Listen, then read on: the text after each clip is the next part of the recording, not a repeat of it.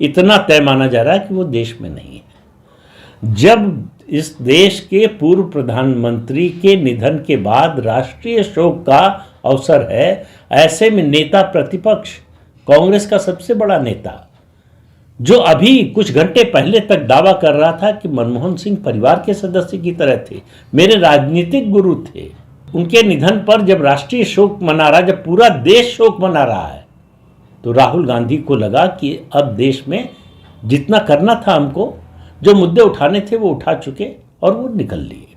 तो कुछ लोग होते हैं, मैंने जैसा कहा कि दिखावे के लिए ही करते हैं, मन में भले ना हो।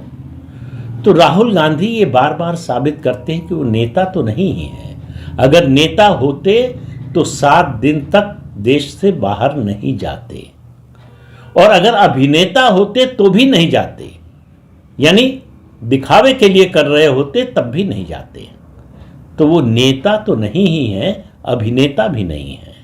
नेता होने का अभिनय भी उनसे नहीं किया जाता है हर समय, और वो बार बार ये बात सामने आती है। 26/11 के समय जब मुंबई में आतंकवादी हमला हुआ था तो वो किसी पार्टी में थे, ऐसा आरोप बीजेपी ने लगाया। मुझे मालूम नहीं है उसमें कितना सच है कितना गलत है, लेकिन कांग्रेस पार्टी की ओर से उसका खंडन आया हो ये मैंने देखा नहीं। तो मनमोहन सिंह को लेकर जिस तरह का मुद्दा बनाया है उनके अंतिम संस्कार और उनकी समाधि को लेकर कांग्रेस पार्टी ने, उसके पीछे फिर कह रहा हूं, इससे पहले भी कहा था कि मनमोहन सिंह के प्रति सम्मान दिखाने का, सिखों के प्रति सम्मान दिखाने का कोई भाव नहीं है। ये सिर्फ और सिर्फ क्षुद्र इस दर्जे की राजनीति का हिस्सा है। मनमोहन सिंह का अंतिम संस्कार के बाद उनकी समाधि के लिए केंद्र सरकार स्थान देगी, इस पर विचार कर रही है। कैबिनेट में इस पर चर्चा हो चुकी है। सरकार की ओर से, गृह मंत्रालय की ओर से लिखित रूप से कांग्रेस पार्टी और मनमोहन सिंह के परिवार को सूचित किया जा चुका है।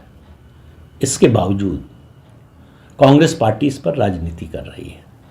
शर्मिष्ठा मुखर्जी और उसके अलावा मार्गरेट हलवा कांग्रेस की राष्ट्रीय महामंत्री रही हैं।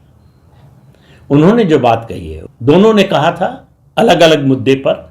शर्मिष्ठा मुखर्जी ने प्रणब मुखर्जी के बारे में कहा था कि वो 30 साल तक कांग्रेस वर्किंग कमेटी के मेंबर रहे, लेकिन उनके निधन के बाद कांग्रेस वर्किंग कमेटी से कोई फॉर्मल रेजोल्यूशन, शोक प्रस्ताव उनके बारे में नहीं पास हुआ।